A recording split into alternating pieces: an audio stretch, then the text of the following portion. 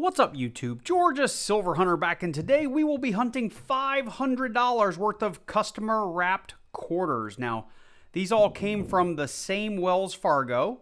It's a bank that I don't normally go to. I was actually trading in a box of $50 and asked if they had anything they could trade me out for. And they did say they had $500 in quarters, so I took them.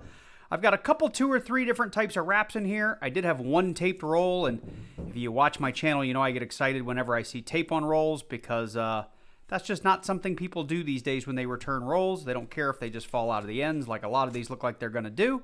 But anyway, I'm excited to get into them, so let's get started.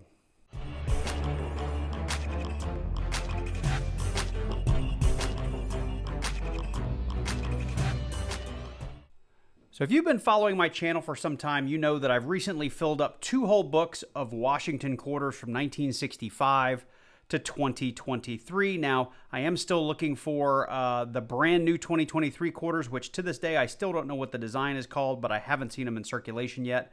And I am still looking for some Denver minted Kanaka Oles and Eleanor Roosevelts. Other than that, the albums are 100% filled, and I will be pulling anything that's really blingy, anything that's really BU that looks like it may upgrade my albums.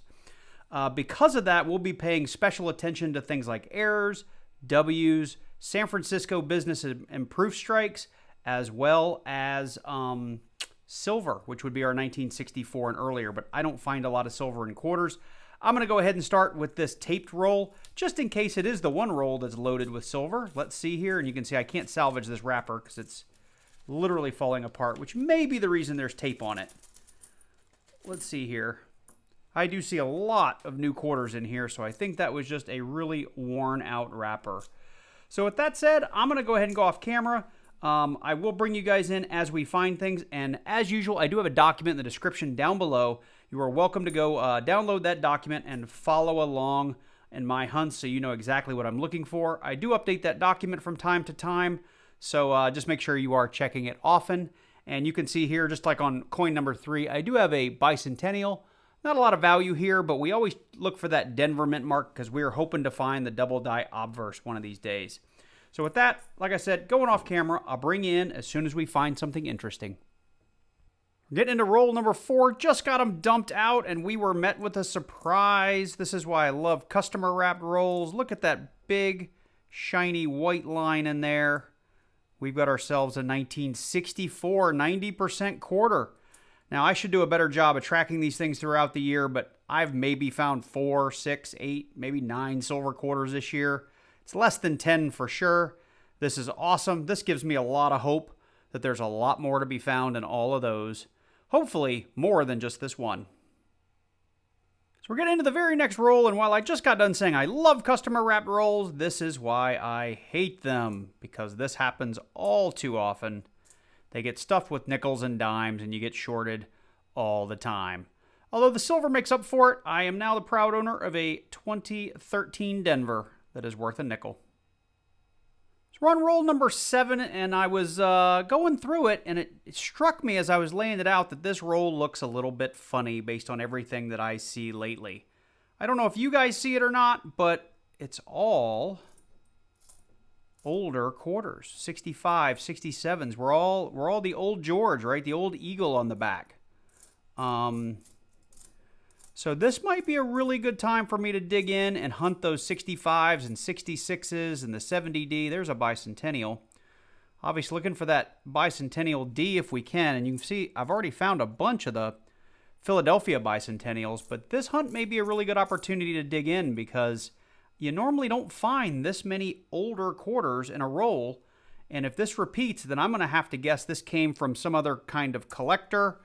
Or maybe somebody was rolling up all their change from their milk jug for the last 30 years. So this could be a real interesting hunt. So we're definitely on some sort of collection here because this was roll like 22 or 23. And you'll see here I've gone through it, and literally it was almost an entire roll of 1967s, except for these 2 lonely 1966s, which I will be checking for the DDR. So far I haven't found one, but this last probably 6-7 rolls have given me tons of 65s, 66s, 70Ds, etc. to look at. And so far nothing of a variety has been found, but it's been fun looking. So we just got through roll number 26, and I'm stopping here to bring you in for some finds over the last 2 or 3 rolls. And the reason I kind of didn't was, you'll see here, roll number 23 or 24 was almost entirely 1965s. These are all 1965s. It's $10, it's about $12.50, $13 worth of those coins. And then I've got a couple of 66s here. There were some 68Ds that I also checked, but they were just a couple of them, so I didn't wait. But one of the rolls, it was either roll 25 or 26, we actually had some regular, more modern circulated coins. And we did find a couple of things worth bringing you in to show you. This one is the actual die clash. You can see it just by the neck. You can see a little bit of raised metal there as I move it around in the light. Let me put it under the scope and see if we can see it a little better. So it's right there, kind of where her hair and her neck touches. Right there, that line you see in the metal, that's part of the die clash. And then if I do the same thing over here, you'll see right about there, there's a little bit more of the front hand side of the coin. And right there, there's a little bit more. And I'll go ahead and throw up on the screen sort of what part, or actually an image that you can see the front and the back of this coin all at the same time, so you can see where that die clash is coming from or what the front part of the coin is. But we found these before. There are much better examples of this, but this one's pretty minor. It's something I'm going to hang on to because it is a die clash. And if I can find some eBay comps, I'll go ahead and throw them on the screen. My recollection is they weren't worth that much money, but it's been a couple of months since I last looked, so maybe they are worth a bit more. So that was one of the finds. And then we had 2 of the Bessie Coleman InQ's errors down here on the EC initials. Again, easier to see under the scope. So here's one, it's pretty minor, but you can see the double E and the double C. And that's not just the light, because I can pass my finger over it and create a shadow, and you can still see the E and the C, or at least the second set of them. That one's pretty minor. And then this one, where'd it go? Right there. It's a little bit bitter. It's a little bit better. You can see the C comes way, way, way down here, and there's a little bit of another C there. The E is tougher to see. I think it's coming out of the bottom here a little bit, but it's a little bit of InQ's doubling here on the Bessie Coleman. So I'll hang on to both of these coins as well. So we've got rolls 29 and 30 laid out in front of us, and I finally found a roll that had more modern quarters in it, and we've come across the Spitting Horse. And this one's actually really good. I don't have to put it under the scope for you to see it, but we've got that die crack that comes from the horse's mouth almost all the way here to the edge of the coin. Got a little bit of gunk on there, but I think that'll probably just come off with a little light fingernail there. I don't think we're going to have to scrub at that too much, but pretty cool error, and one I don't find a lot of, and it is a Philadelphia. Pretty good detail, but lots of wear on this quarter. It's definitely been well circulated, but pretty cool find considering we haven't seen a lot of modern quarters. So we just got roll 34 laid out, and we've come across something that is not supposed to be there. You can see right here this really shiny, blingy looking nickel edge with no reading. That's definitely going to be foreign, and we've got ourselves a Bank Indonesia 1000 rupiah, however you say it, 2016. So let's hear Republic Indonesia on the front. No idea what that's worth in USD, but it's another foreign. Actually, I say another foreign. It's our first foreign on the box. It'll go up here with our non-quarter stuffer.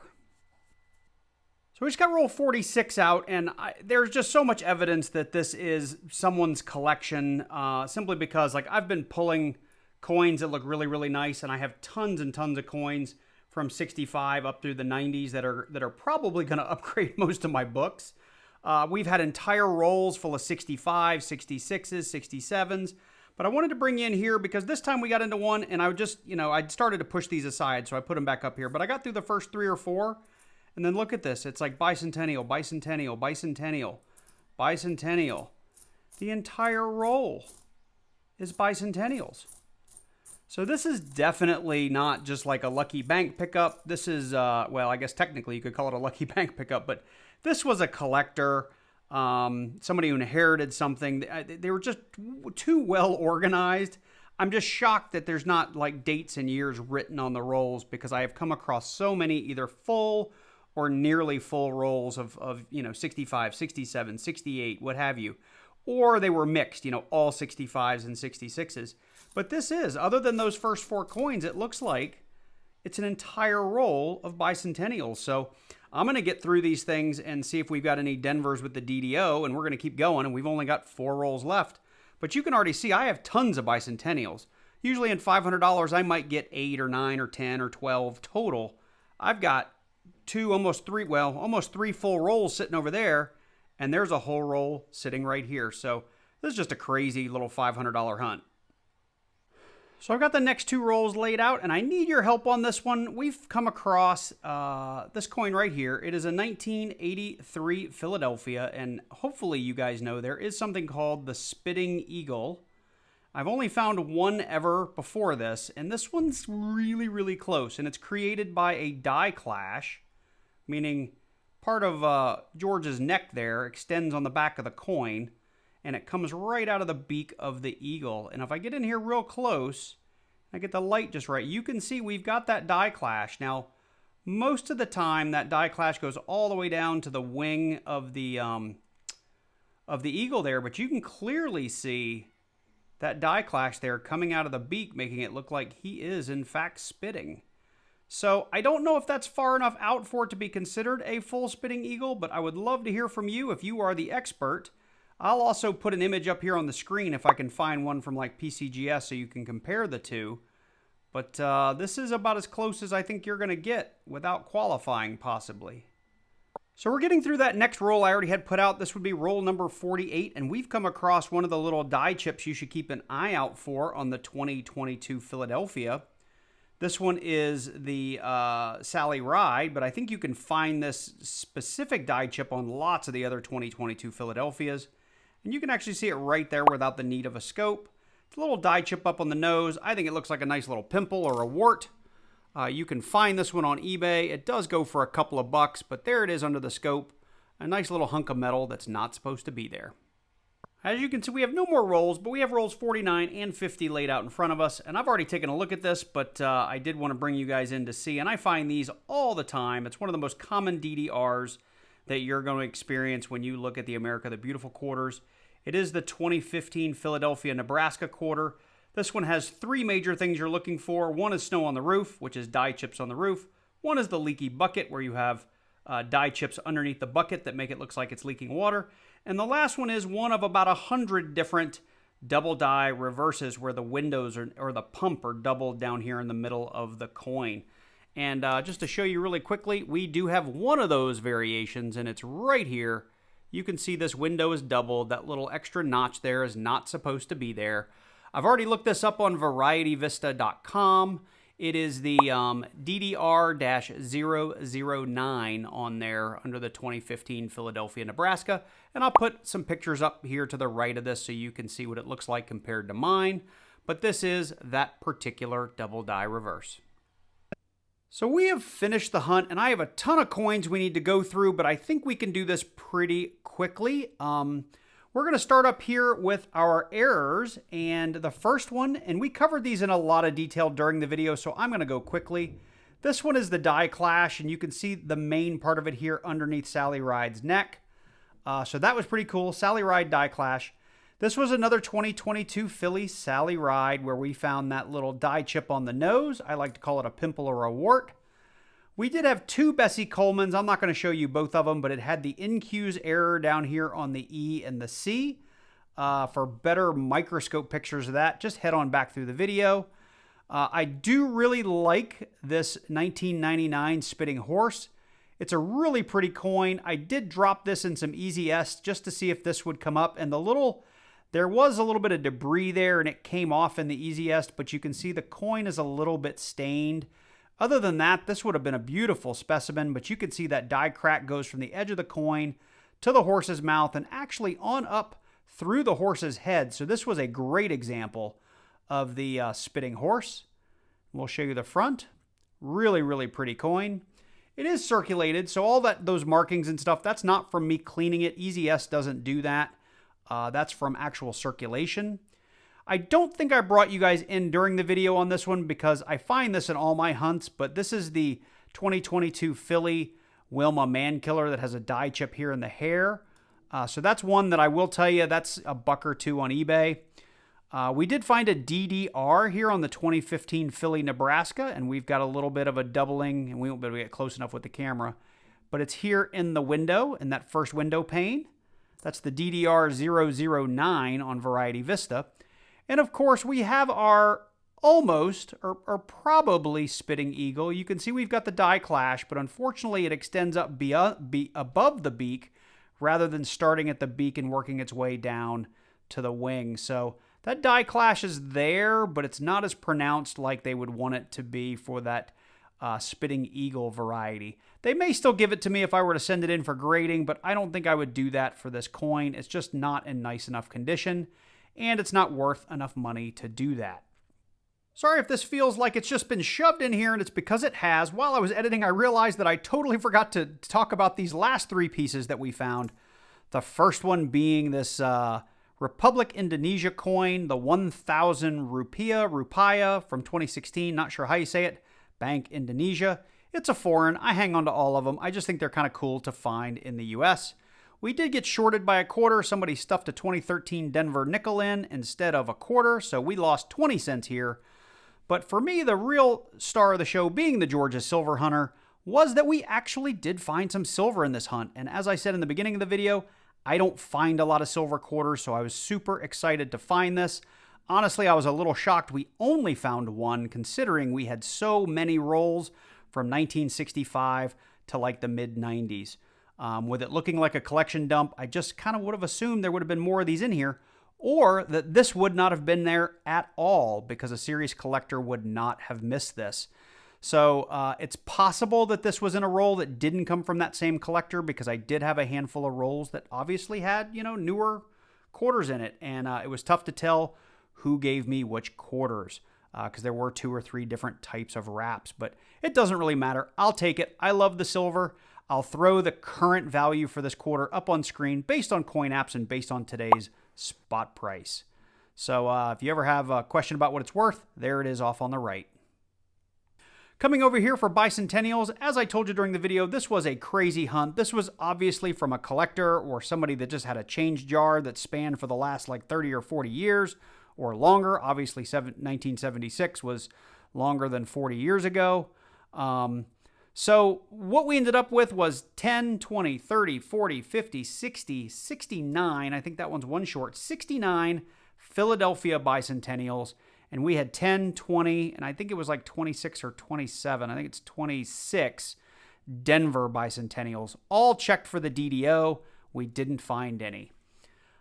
As for book upgrades, you can see all the books that will have at least one upgrade spot are up here from our 2 sets. So we'll have some coins in both of the 50 state books, both of the 1965 to 87 books, and both of the 88 to 98 books. So down here, just to go through them quickly, we did have upgrades in the 66, the 70D, the 72. I'm not going to read off all the mint marks, but we had an 81. We had a couple of 82s that are going to be upgrades. 83, 85, and 86. All these, and I know they're not all spectacular looking, but they are nicer than what I had in the book. So we're going to go ahead and take that opportunity to upgrade them. In the 88 book, we did have an 88, an 89, a 90, a 92, and a 93. All nicer than the coins that I had. Oh, sorry. 2 94s and a 95. That's for that next book. And lastly, in the state book, we did end up with a couple of 1999, a couple of 2002s.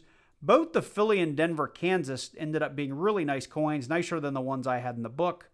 We had a 2007, a couple of 2007s here actually. And this Guam one is actually, I know I just upgraded it in one of my books, but we're going to upgrade it yet again. So anyway, to keep the length of this video down, I'm going to go ahead and end it here, but I will off camera go and pop those into these books, and they'll be in a little bit nicer shape than they were before we started this video.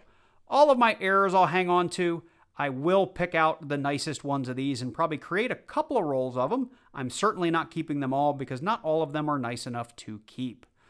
With that, I hope you guys enjoyed this one. If you did, let me know. Drop on down below, click that like button, and leave me a comment.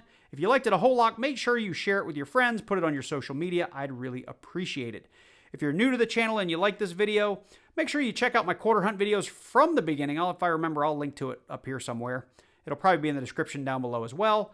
But if you are new, make sure you click on that subscribe button and then click on that little bell and select all so you get notified each and every time I release a new video.